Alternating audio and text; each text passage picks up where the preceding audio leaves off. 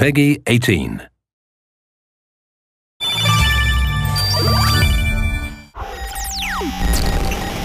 Your freedoms can only be protected if democracy thrives.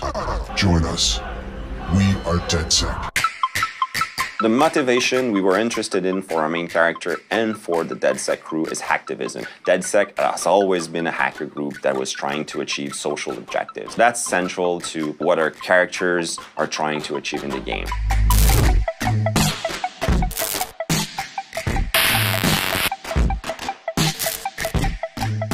Hacktivism is something very present in the hacker culture. They want to expose some information they're the only ones having access to. Each character, like Marcus, like Wrench, Satara, they all represent a way to question how things should be. In this world of hyper-technology, where it's getting so complicated and it's really hard to keep pace, and it's even harder to understand what's within technology, they are the only one that can basically safeguard our daily lives, our security, our privacy. All the corporations that you can find in Watch Dogs 2 and in Watch Dogs in general are already existing in the world. There's nothing we invented. DedSec is there to expose questionable practices that they see happen in the system. You can tell that there's a completely new type of economy going on called information, and that becomes an interesting way to explore our relationship with technologies.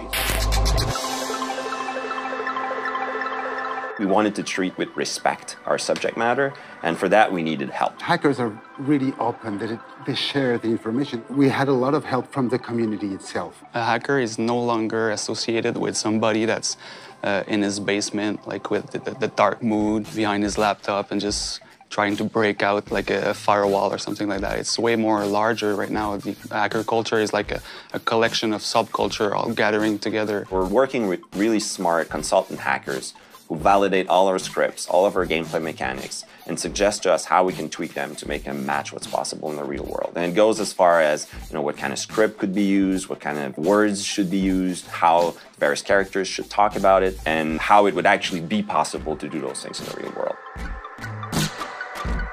One element that was super important for us, for the new visual of DedSec, it was to really embrace the hacker culture. Also the maker aspect of the hacking culture, just like the Mask of the Wrench really embraces the DIY aspect. It's all tied together. We really got inspired by the animated GIF culture, the same treatment that we have with the dithering, all the glitch art. We tapped into all the horror pulp from the cartoons from the late 40s. And we really wanted to bring that to the already mysterious and cryptic feeling of DedSec. So it's using pop culture elements to the mix and just bring a little bit more fun and colors and attitude to it.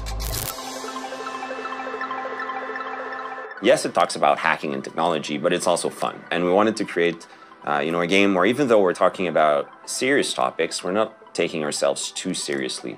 And that's a bit in the nature of the DedSec crew also. They always try to have fun, even though they're dealing with really dire situations. Hacking is all about this ability to think outside the box because you see the possibility that goes beyond the preconceived rules. It's about having ideas. When the player is going to grab the controller, the more he's going to understand how these things work, he's going to start having ideas.